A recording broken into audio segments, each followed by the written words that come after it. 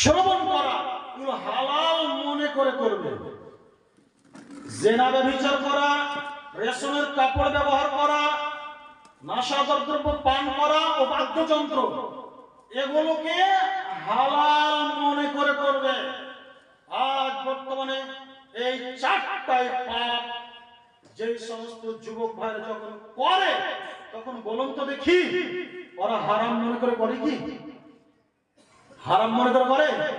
যদি হারাম মনে করে করতো তাহলে করতো না, যখন করে তখন তারা হালাল মনে করেই করে। যারা খায় তারা কি বলবে আমি ওই হারামটা খেয়েছি বলে? বলবে না, জি না, করে যাবে। তো খেলেও পরে বলবে খাইনি। ব্যভিচার যখন যারা করছে, যে সমস্ত যুবক যুবতীরা করার সময় কি তারা মনে করছে যে এটা হারাম?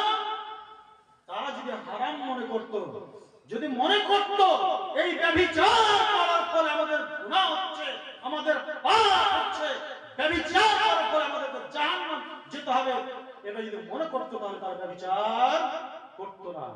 করছে মানে হালাল মনে করে করছে। আজ এই সব পাপগুলো আমাদের সমাজের যুবক ভাইরা এমন ভাবে করছে যে বলা আসছে, কিন্তু এই অন্যায়ের প্রতিবাদ আমরা করতে পারি না।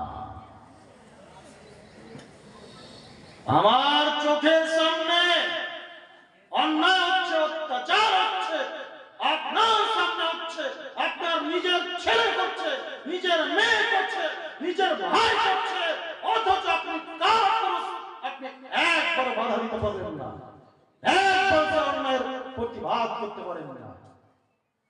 আপনি বেঁচে যাবেন, পরিত্রাণ পেয়ে যাবেন। রাসূল সাল্লাল্লাহু আলাইহি সাল্লাম কিভাবে অন্যায়ের প্রতিবাদ করতেন, চলুন একটি হাদিস বলি। সহিহ মুসলিম হাদিস নম্বর 2090 এর মধ্যে বলা হয়েছে,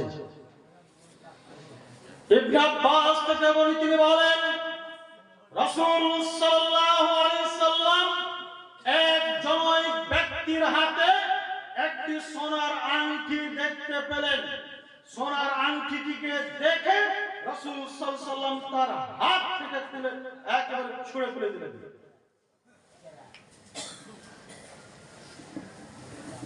রাসূল সাল্লাল্লাহু আলাইহি সাল্লাম চলে যাওয়ার পর লোকটিকে বলা হলো যে আংটিটি উঠিয়ে ভালো কাজে লাগিয়ে নেবে।